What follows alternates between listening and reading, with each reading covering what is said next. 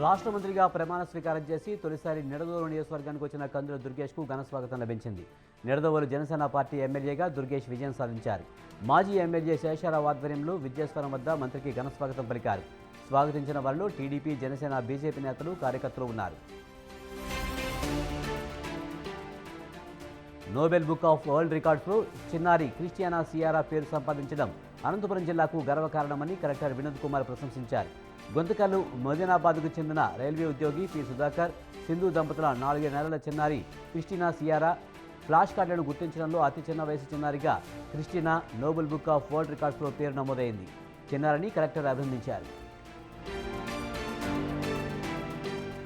ములుగు మండలం ఇంచేర్లలో ప్రాథమిక వ్యవసాయ సహకార సంఘం ఎరువుల గోదాం కార్యాలయాన్ని మంత్రి సీతక్క ప్రారంభించారు.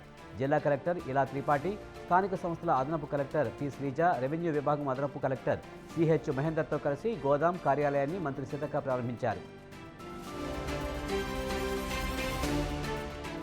కామారెడ్డి జిల్లా మత సామరస్యానికి ప్రతీక అని కలెక్టర్ జితేష్ పాటిల్ అన్నారు. కుల మతాలకు అతీతంగా ప్రజలు సృహద్భావ వాతావరణంతో పండుగలు జరుపుకోవడం పట్ల హర్షం వ్యక్తం చేశారు. బక్రీద్ పండుగ సందర్భంగా కలెక్టరేట్లో జరిగిన శాంతి కమిటీ సమావేశంలో ఎస్పీ సింధు శర్మతో కలిసి కలెక్టర్ పాల్గొన్నారు. పశువుల అక్రమ రవాణా నివారణకు 5 చెక్పోస్టుల వద్ద గట్టి నిఘా పెట్టినట్లు ఎస్పీ సింధు శర్మ చెప్పారు. అనంతపురం జిల్లా తాటిపత్రిలో విద్యుత్ షార్ట్ సర్క్యూట్తో స్టేట్ బ్యాంక్ ఆఫ్ ఇండియా ఏటీఎంలో అగ్ని ప్రమాదం జరిగింది. ఏటీఎం నుంచి పొగలు వస్తున్న విషయాన్ని గమనించిన స్థానికులు, పోలీసులు ఫైర్ సిబ్బందికి సమాచారం అందించారు. అయితే ఈ ప్రమాదంలో డబ్బులు కాలిపోలేదని అధికారులు స్పష్టం చేశారు.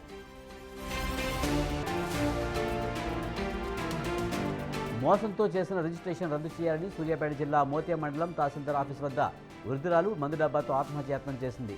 భర్త బతికి ఉన్నప్పుడు మోసంతో బాబుకుమారుడు శ్రీనివాసరెడ్డి 15 ఎకరాలు గిఫ్ట్ రిజిస్ట్రేషన్ చేయించుకున్నాడని ఆరోపించింది. తహసీల్దార్ కలవ చేసుకోవడంతో వృద్ధురాలు ఆందోళన విరమించింది.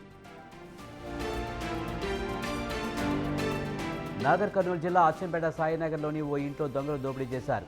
ఇంటి తలుపు తాళాలు విరగొట్టి ఇంట్లో చొరబడి బీరువా తాళాలు పగలగొట్టి నగదు, టీవీ ఎత్తుకుపోయారని అచ్చంపేట ఎస్ఐ రాములు తెలిపారు. ఇంటి యజమాని ఫిర్యాదుతో దొంగల కోసం గాలింపు చర్యలు చేపట్టినట్లు ఆయన వెల్లడించారు. కోనసీమ జిల్లాలో ప్రమాదవశాత్తు గోదావరి నదిలో పడి కొట్టుకుపోతున్న వ్యక్తిని స్థానికుడు నరేష్ రక్షించాడు. ముమ్మిడివరం నియోజకవర్గం పోలవరం మండలం మరమల్ల రాఘవేంద్ర వారధిపై నుండి ఆ వ్యక్తి ప్రమాదవశాత్తు గోదావరిలో పడిపోయాడు. గోదావరిలో కొట్టుకుపోతున్న వ్యక్తిని బోటుతో వెళ్లిన నరేష్ అతన్ని ఒడ్డుకు చేర్చాడు.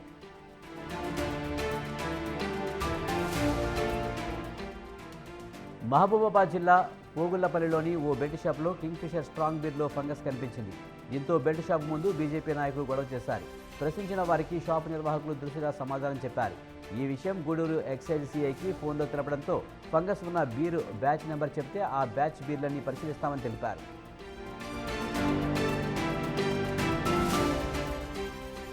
ఈ నెల 16న జరిగే సివిల్స్ ప్రిలిమినరీ పరీక్షకు అన్ని ఏర్పాట్లు చేసినట్లు హనుమకొండ జిల్లా రెవెన్యూ అధికారి గణేష్ తెలిపారు.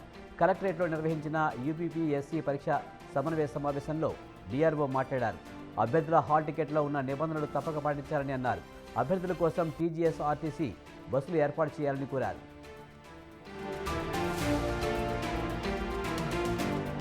హైదరాబాద్ ట్రాన్స్పోర్ట్ పోలీసులు ఒక హోటల్లో వ్యభిచార ముఠాలు పట్టుకున్నారు. 6 బాధితులను రక్షించారు. సూర్యకుమారి ఆలియాస్ రాణి, విజయశేఖర్ రెడ్డి, ఆర్కోజ్ ముఖర్జీని పట్టుకున్నట్లు ట్రాన్స్పోర్ట్ డిప్యూటీ కమిషనర్ రష్మి తెలిపారు. నిందితుల నుంచి 89,500 నగదు, 2 కార్లు, సెల్ ఫోన్లు, సిమ్ కార్డులు, ఆధార్ కార్డులు, బ్యాంక్ పాస్బుక్లు, డెబిట్ కార్డులను స్వాధీనం చేసుకున్నారు.